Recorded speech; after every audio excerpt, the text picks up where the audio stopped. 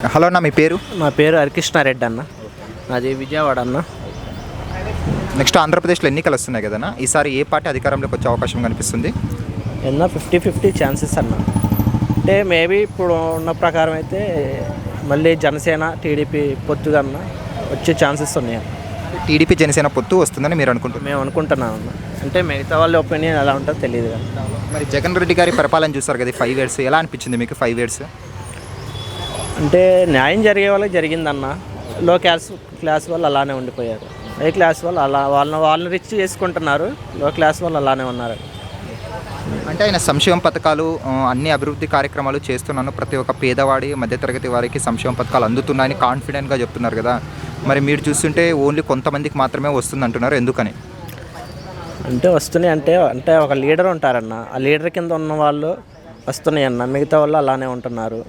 అదొకటను కొన్ని బాగానే ఉన్నాయన్న, కొన్ని వ్యతిరేకంగా ఉన్నాయన్న, అదొకటి. నెక్స్ట్ ఫీజు రియంబర్స్మెంట్ సరిగ్గా లేదన్న, అది దాన్ని తీసేసి స్కాలర్షిప్ పెడితే నెంబర్ 1 అన్న. ఎందువల్లంటే అంత స్కాలర్షిప్ ఉంటే కాలేజీలో పడేదన్న, స్టూడెంట్కి ఏ ఇబ్బంది ఉండేది కాదు. ఇప్పుడు రియంబర్స్మెంట్ వల్ల స్టూడెంట్ అకౌంట్లో పడుతున్నాయి. అది పడుతున్నాయా లేదో కూడా కాలేజీ వాళ్ళకి తెలియదు కదా, అంటే తెలుసుకోవాలి కదన్న. తెలుసుకోకుండా కట్టాల్సింది అంటున్నానన్న. అప్పుడు పేదవాడు విద్యార్థి ఉంటాడు కదా, వాడు ఎక్కడి నుండి వచ్చి తీసుకొచ్చి కడతాడన్న. ఈ సంక్షేమ పథకాల మీద ఇంకా డిపెండ్ అవ్వడం కరెక్ట్ అంటారా ఇప్పటికి? కానీ ఇంకా డిపెండ్ అంటే లేదన్న, చేంజ్ అవ్వాలన్న. డిపెండ్ అవ్వడం అంటే డిపెండ్ అయ్యి ముందుకు వెళ్ళడం అనేది కష్టం. చేంజ్ అవ్వాలి. మరి చేంజ్ అవ్వాలంటే చంద్రబాబు, పవన్ కళ్యాణ్ అధికారంలోకి రావాలంటారా మీరు? వస్తే మంచిదే అన్న.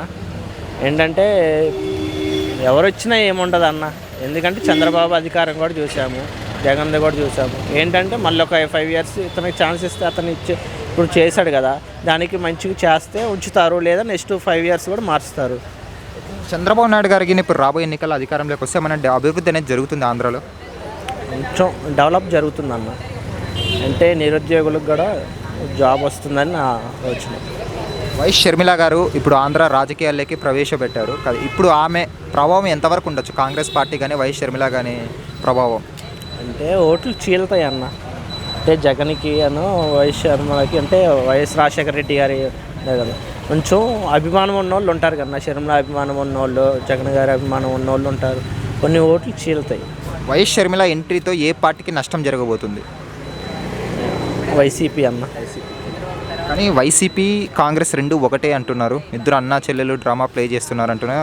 అయి ఉండొచ్చు, అది ఎంతవరకు కరెక్ట్? అది అంటే డ్రామా అనేది కాదలే అన్న. అంటే ఎవరో ఆడే నాటకం ఇది పైన నుండి, కానీ ఇలా ఇక్కడ దింపారు పొత్తు కోసం. అంటే నేను అనుకుంటున్నా చంద్రబాబు మనం వేసిన ప్లాన్ అనుకుంటున్నా అన్న. పవన్ కళ్యాణ్, చంద్రబాబు పొత్తు పెట్టుకున్నారు మనకు తెలిసిందే, కానీ రాబోయే రోజుల్లో షర్మిల కూడా వీళ్ళతో కలిసే అవకాశం ఉందా? ఉండొచ్చు అన్న. ఎందుకంటే ఇక్కడ కాంగ్రెస్ అంటే తెలంగాణలో కాంగ్రెస్, టీడీపీ అంతా కలిసాయి. అక్కడ కూడా కలిసి అవకాశం ఉంటుందన్న. ఎందుకంటే అక్కడ కాంగ్రెస్ అనేది షర్మిల ఓన్ పార్టీగా డెసిషన్ తీసుకోవడం. అక్కడ సోనియమ్మ గారి పార్టీ, ఆమె ఓకే అంటే కలవాల్సిందన్న. ఫైనల్గా ఇప్పుడు రాబోయే ఎన్నికల్లో టీడీపీ, జనసేన పొత్తు విజయం సాధిస్తుందని మీరు అనుకుంటున్నాను. ఓకే, థ్యాంక్స్ అన్న. ఓకే. హాయ్ ఫ్రెండ్స్, మా ఫ్యూచర్ టుడే ఛానల్ చూస్తున్నందుకు చాలా థ్యాంక్స్. మరిన్ని లేటెస్ట్ వీడియోస్ కోసం వెంటనే సబ్స్క్రైబ్ చేయండి. అలాగే ఈ బెల్ని కూడా రింగ్ చేసేయండి. మా లేటెస్ట్ వీడియోస్ నోటిఫికేషన్స్ అన్నీ మీ మొబైల్లో వస్తాయి. మా వీడియోస్ మీకు నచ్చితే లైక్ చేయండి, షేర్ చేయండి, నచ్చకపోతే కామెంట్ చేయండి.